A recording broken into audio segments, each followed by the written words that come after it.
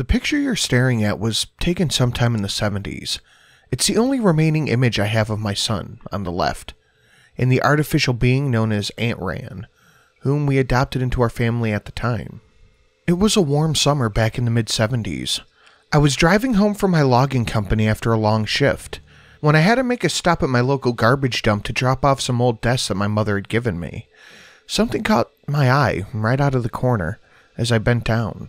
Upon closer inspection, I was shocked to see that what I originally thought was a doll was the outer plastic shell with metal limbs. It was more shocking, with a humanoid face, with cold, dark eyes. I'll be honest to say that I was curious at the time and incredibly impressed with the workmanship. So I didn't think twice about placing it carefully alongside the backseat of my car and taking it home.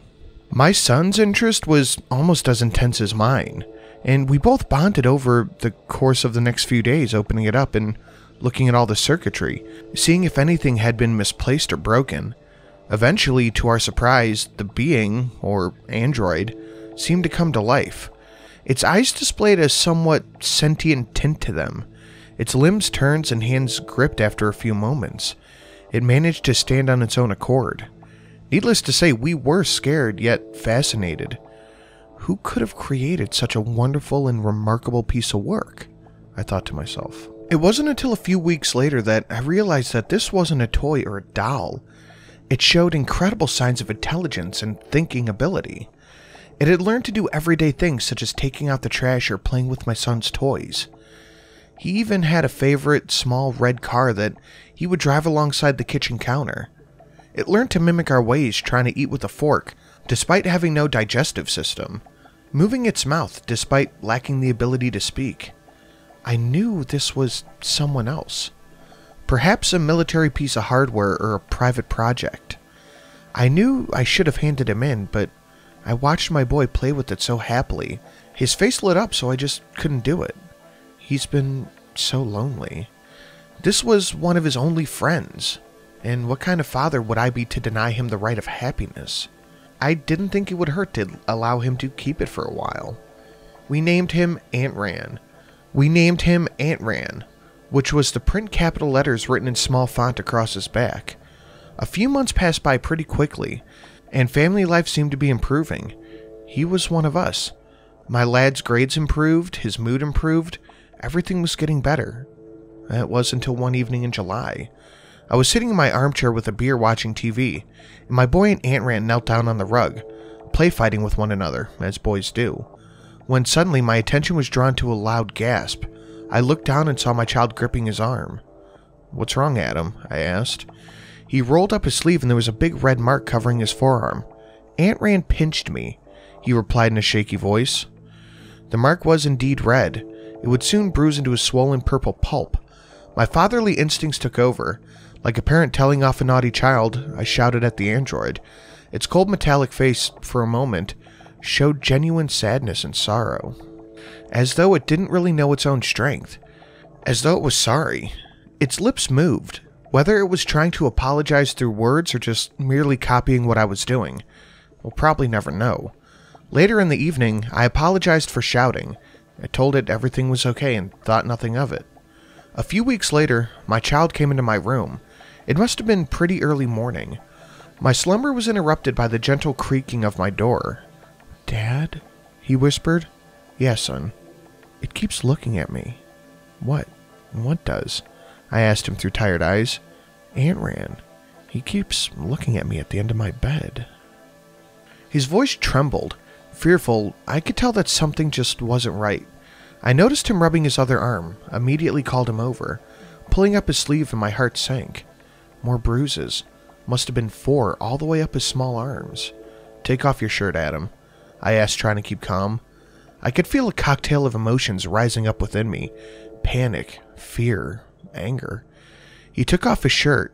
As the waist pulled over his small head, my heart sank even further. My eyes welled up. Before me, my son stood. His small frame coated in bruises, different sizes and shades of purple and brown. Immediately I got up and stormed into Adam's room. Nothing. I shouted at the top of my lungs for the being. I looked under the bed, out of the closet, up the window, everywhere. Nothing. Suddenly, a loud knock from above us, then hard footsteps. I whispered, my eyes looking up. As I paced down the corridor, I noticed the walls on either side were coated in scratches, all the way up to the swinging piece of string that led to the small loft door. Slowly, I pulled it open, telling my son to stay where he was. The ladder fell down and I climbed up. Taking a hold of a flashlight we left on the side of the opening, I turned it on, only to find a small window that had been smashed. It escaped. Immediately, I considered calling the police, but who's gonna believe me? A sentient metallic being hurt my child? They'll take one look at the bruises and they'd have locked me up for abuse. I had no choice but to keep quiet. Weeks, then months passed. Every time we went outside, we noticed the increasing signs of ANTRAN's presence. Similar scratches along the brick of my home, and footprints of mud leading up to my son's window. I feared for my son, taking him to and from school every day, never letting him out of my sight. What caused this sudden hostility towards us? Had we done something wrong? Was it my shouting? I found myself speaking out loud in evenings, apologizing to the walls. As soon as the room was empty, I would hope that ANTRAN would hear it, hoping that he would stop the taunting, the endless stalking of my home. But my attempts were in vain. If I had known what would come, I would have never slept that night. My sleep was once again disturbed, though this time by blood-curdling screams. My eyes darted open and immediately, as if almost a natural instinct, I rushed into my son's room. It was too late. The room had been turned upside down, everything was on the floor. The bedsheets were ripped and the window was smashed. I burst into tears, screaming at the top of my voice for my son back.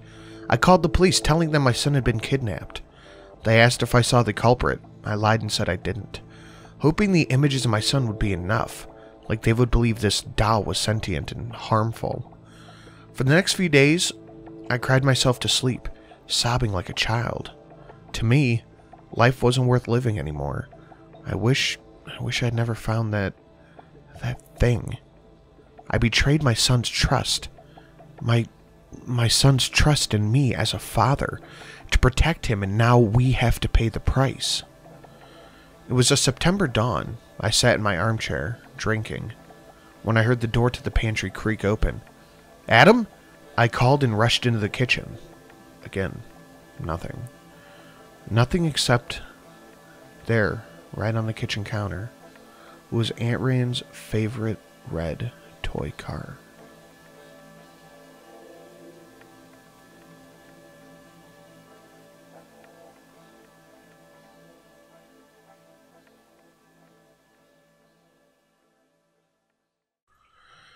Guys, I appreciate your patience with the sporadic uploads. IRL has been very busy for me, and apparently that might continue because they're talking about keeping the schools closed.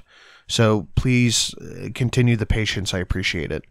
I would like to thank all the amazing patrons currently listed on screen right now.